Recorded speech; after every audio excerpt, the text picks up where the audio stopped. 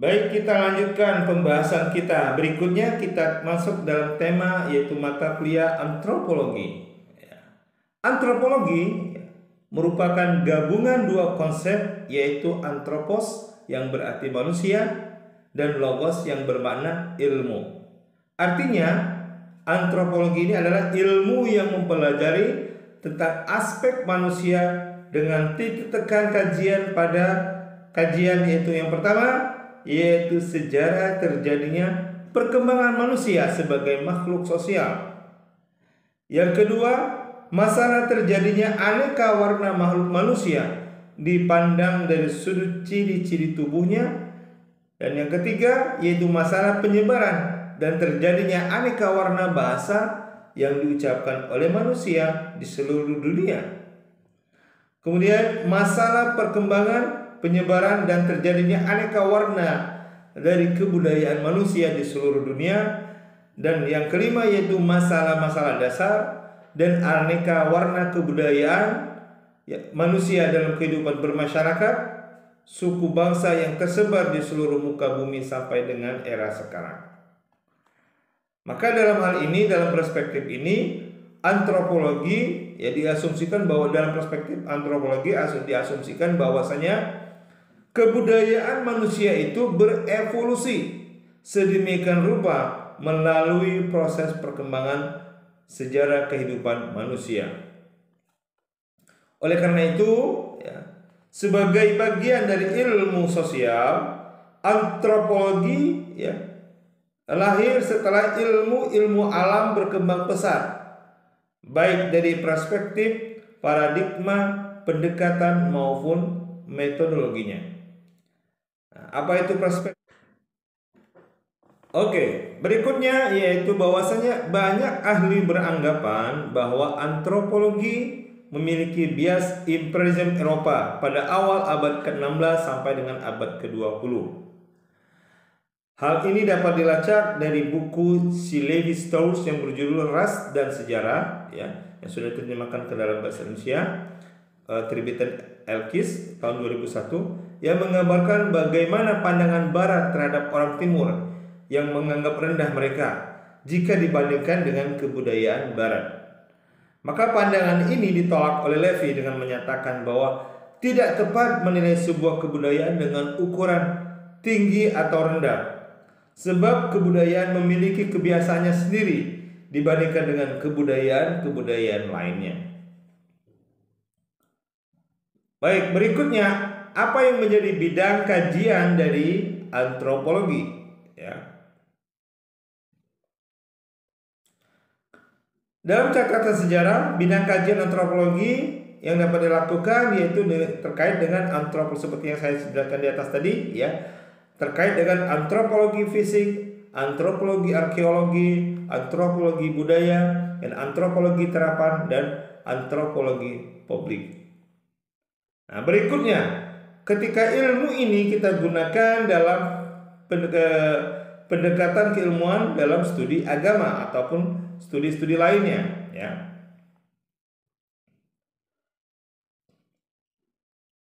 Menurut Deddy Mahyudi ada 4 ciri fundamental dari pendekatan atau cara kerja dari pendekatan antropologi terhadap agama.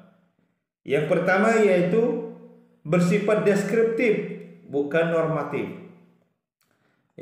Jadi dalam pelajaran dalam antropologi kita hanya mendeskripsikan apa adanya fakta ataupun realitas yang terjadi di lapangan.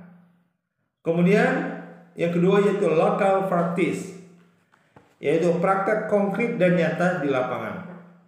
Dan yang ketiga, antropologi selalu mencari keterhubungan dan keterkaitan antara berbagai domain kehidupan secara lebih utuh, connection across social domain. Dan yang keempat, dalam pendekatan antropologi kita akan melakukan komparasi, membandingkan antara budaya satu dengan budaya yang lainnya.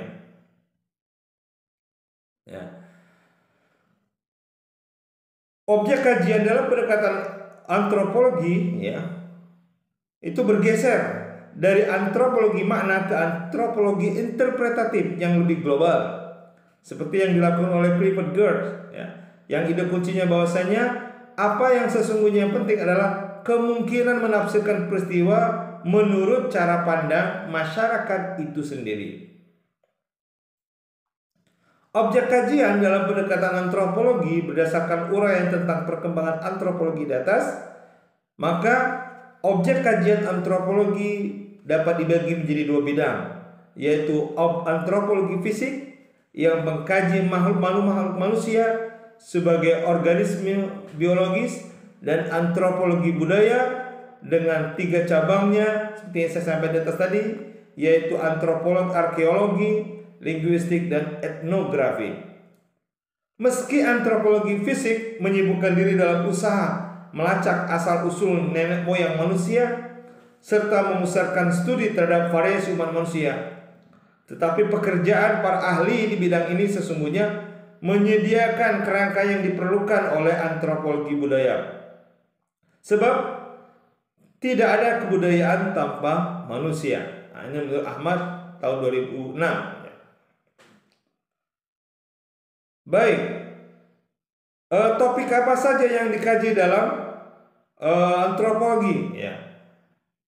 Dalam jurnal The Contemporary Muslim menawarkan bahwasanya antropologi Islam yang kita gagas nantinya akan memberikan objek kajian pada topik-topik berikut. Ya. Pertama yaitu penciptaan manusia. Dalam poin ini akan dikaji tentang awal penciptaan manusia dan bagaimana manusia itu kemudian berkembang. Tentu saja teori evolusi Darwin akan menjadi bagian penting dari kajian poin ini. Juga pertanyaan tentang apakah sebelum Adam alaihissalam ada Adam lainnya. Seperti kecenderungan Iqbal misalnya yang mengatakan bahwa dalam bukunya The Reconstruction of Religion Taught in Islam bahwa tentunya di sini susunan manusia berikutnya yaitu susunan manusia akan dikaji tentang susunan yang membentuk manusia, tubuh, jiwa, ruh, akal, hati manusia dan nurani, sehingga dapat didapatkan konsep manusia yang utuh sesuai dengan konsep Islam, sehingga dengannya manusia akan lebih bermakna dibandingkan dengan malaikat, jin, hewan, tumbuhan dan benda mati lainnya, sambil menjelaskan perbedaan manusia dengan makhluk-makhluk tersebut. Kemudian yang ketiga yaitu menjelaskan macam-macam manusia, meneliti tentang perbedaan manusia antara laki-laki dan perempuan, suku-suku, bangsa-bangsa, perbedaan bahasa dan hikmah di balik perbedaan ini.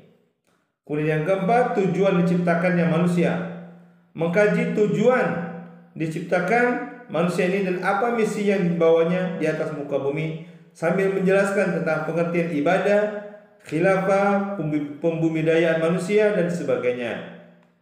Yang kelima, hubungan manusia dengan semesta. Maka pada poin ini akan diteliti tentang apa konsep terakhir daripada alam semesta bagi manusia. Apakah dengan konsep tersebut manusia adalah pusat semesta ini, serta tentang equilibrium antara manusia dengan semesta dengan segala isinya. Hal ini tentunya akan berkaitan dengan ilmu pengetahuan, ilmu lingkungan hidup. Kemudian hubungan manusia dengan Tuhannya akan dikaji, apakah beragama adalah fitrah dalam diri manusia. Juga tentang peran-peran nabi, kitab-kitab suci dan ibadah hubungan lainnya. Kemudian yang ketujuh yaitu manusia masa depan. Di sini akan dikaji tentang rekayasa manusia masa depan, antara lain tentang pembibitan buatan, bioteknologi, manusia robot dan lain-lainnya. Kemudian yang kedelapan yaitu manusia setelah mati. Pada poin ini akan dikaji tentang bagaimana manusia setelah mati, serta apa yang harus dipersiapkan di dunia ini bagi kehidupannya di akhirat nanti. Jika budaya tersebut dikaitkan dengan agama, maka agama yang dikaji adalah sebagai fenomena budaya, ya, bukan ajaran agama yang datang dari Allah. Antropologi tidak membahas salah benarnya suatu agama dan segenap perangkatnya, seperti kepercayaan, ritual, dan kepercayaan kepada yang sakral.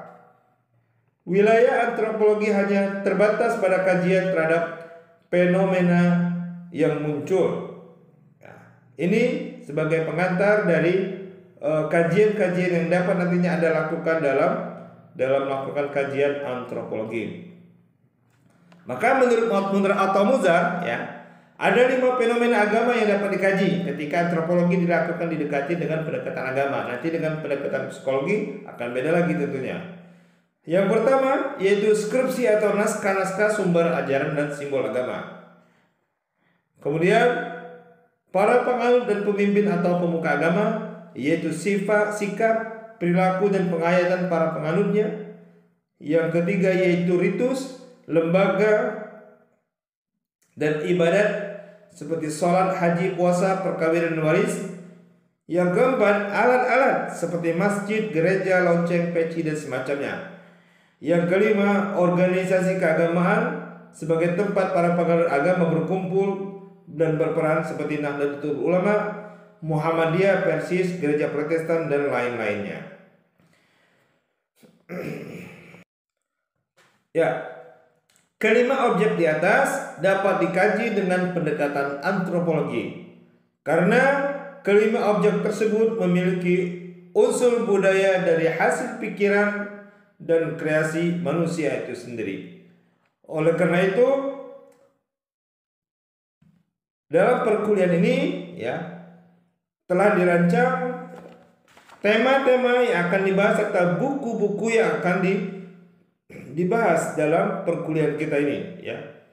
Seperti dibahas tentang bagaimana manfaat antropologi dalam studi agama, seperti yang saya uraikan di atas tadi, ya. Hubungan ilmu antropologi dengan ilmu pengetahuan lainnya. Ya, kemudian juga dibahas, ya, tentang tentunya akan dibahas tentang ruang lingkup antropologi seperti yang saya sampaikan di atas secara sekilas, ya, tentang yang dikaji daripada antropologi dengan pendekatan-pendekatannya, dengan karakter-karakternya, yang kita hanya mendeskripsikan apa adanya yang terjadi di lapangan. Dalam hal ini tentunya antara sosiologi dan antropologi ada keterkaitan di antara kedua ilmu tersebut dalam rangka persiapan Anda dalam perkuliahan di program studi psikologi. Demikian sebagai pengantar daripada perkuliahan sosiologi dan antropologi.